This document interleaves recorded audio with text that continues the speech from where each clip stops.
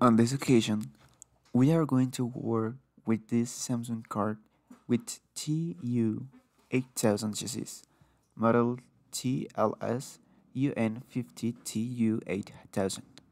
Okay, it has a VPMS2SM. This Pmic it comes with. We are going to press it to read the Pmic and vary the VGL and VGH voltage. We will use the RT809F programmer and connect it to the SPI memory, the 25Q80 that it's come with.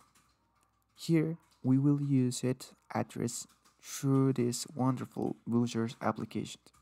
As you can see, it is currently disconnected.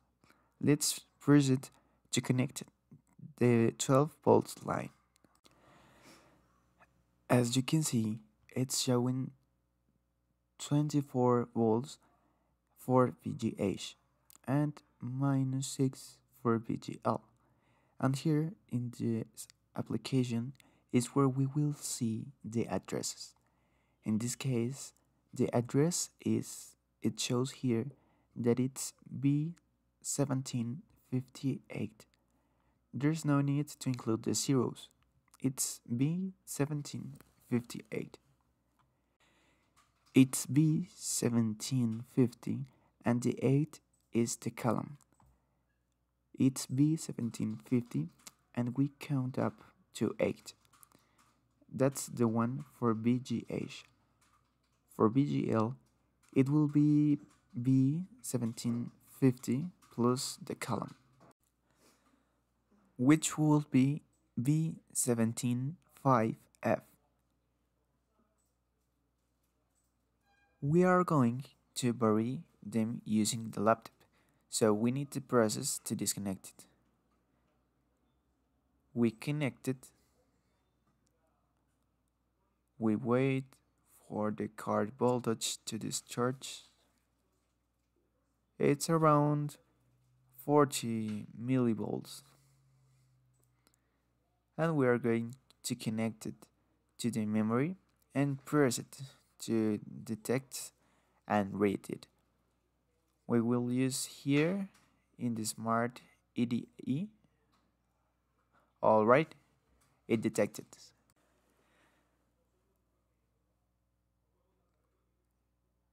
Let's rate it.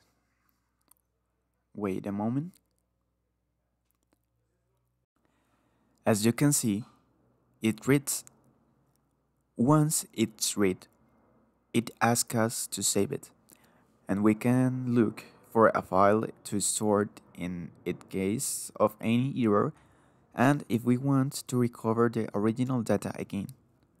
Here, we already have a folder prepared called Pmic Samsung. We open to empty one and save the original SPI folder.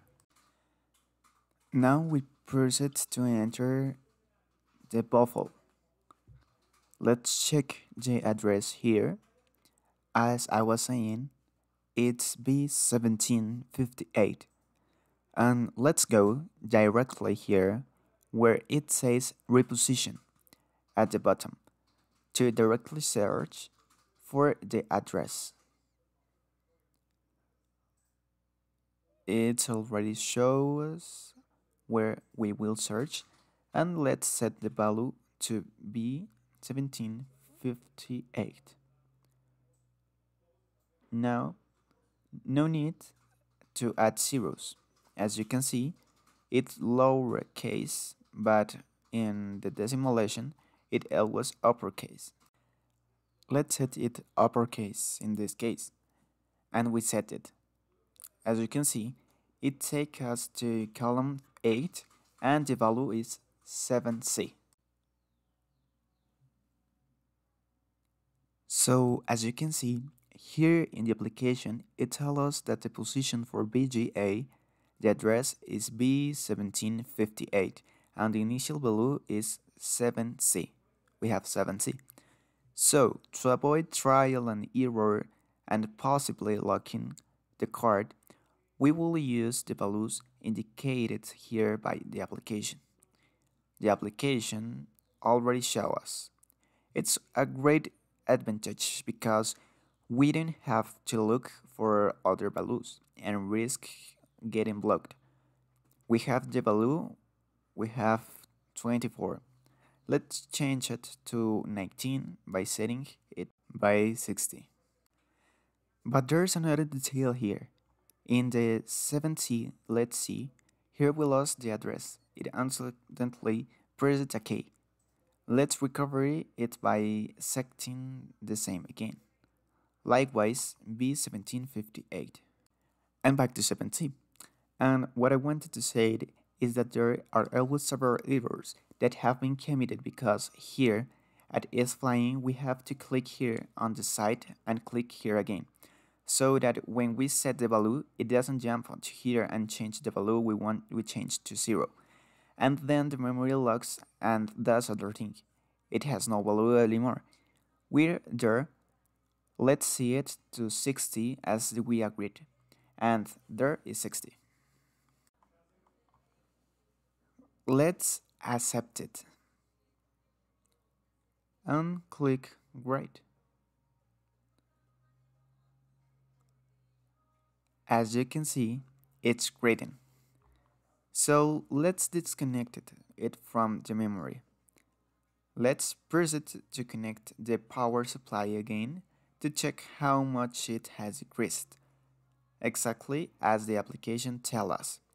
60 won't give us 19 and a fraction. And as we can see, it dropped to 19 volts. VGL has been touched. So now we are going to press it. Let's disconnect it. Now we are going to vary VGL. Let's vary VGL and check the address using the application here as well. As the position or the address says it's V175F. And let's enter buffer. Let's search for that address. Let's mark it here and set it to B175F. In fact, both values can be changed simultaneously, but we are doing it as slowly and as clear as possible. It already sent us to the value 1E, as it says exactly here in the application. The initial value is 1E. If we want to lower it to 1E, it will show minus 6.5, as it showed us 6 decimal points this fraction. And here we can raise it to 12. It will show 9 volts, 9.3, it will vary. This varies the small variation of millivolts. Or if we want to set it to minus 12, we'll set it to 13. But let's see it to 12 to vary it as well. So where we are, likewise, we have to click here so it doesn't jump. And let's see it to 12. As you can see, it made the change to 12.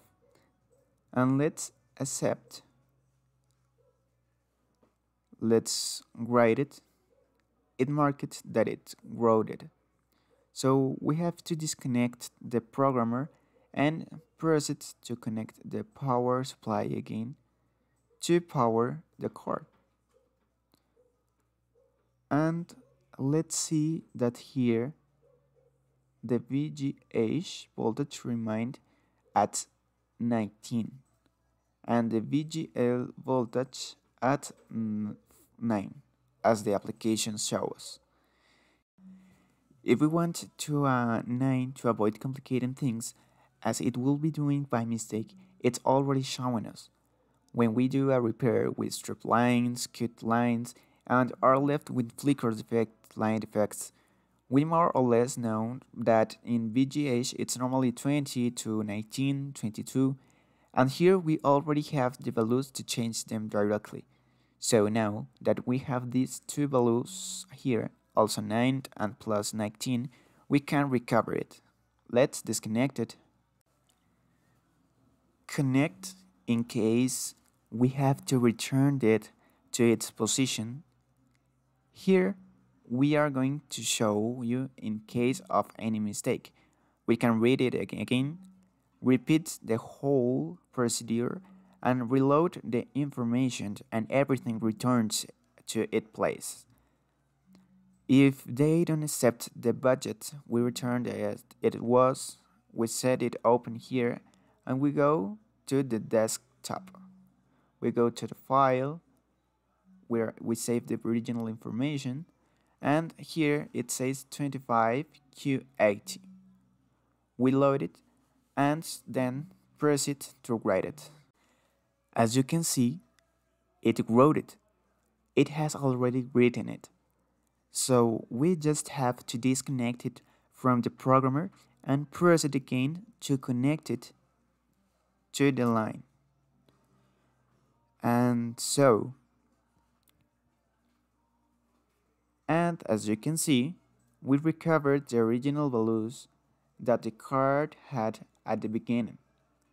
Well, in fact, friends, it's something wonderful that you are making now.